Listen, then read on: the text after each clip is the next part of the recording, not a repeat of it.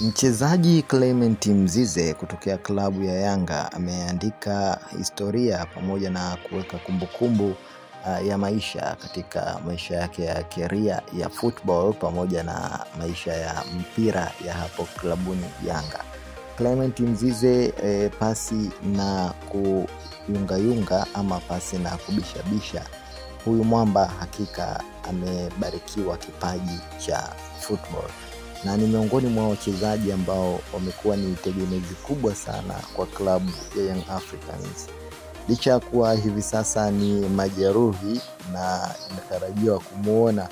pengine mpaka kwenye mwezi wa pili huko mwakani ndipo ambapo atarejea mchezoni, na hii ni kutokana na majeraha makubwa ambayo daktari ameweza kuyaweka wazi. Hivyo basi Clement Mzize hivi juzi tu alionekana kupokea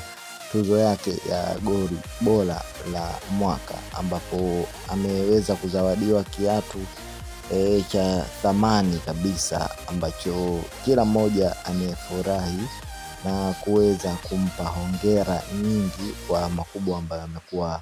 akiyafanya. Pengine kuna muda Clement Mzize amekuwa akidai kwamba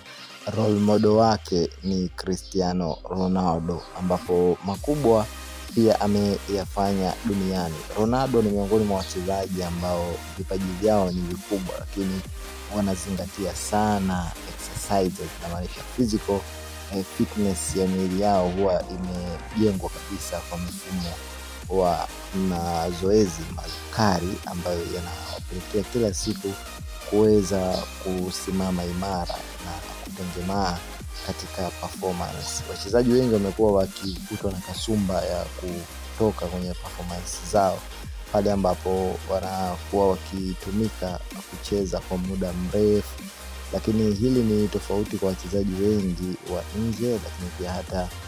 wachezaji wa hapa ndani Tanzania ambao wamekuwa wakijituma zaidi na kuyapa kipaumbele mazoezi. Na ndio maana kila mwalimu anapokuja ama kocha huwa anatenga nafasi ya muda na masaa mengi kwa wachezaji kuweza kufanya physical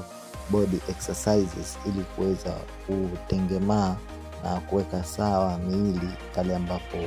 wanatakiwa kujipanga kwa ajili ya michezo pamoja na mchuano mbalimbali.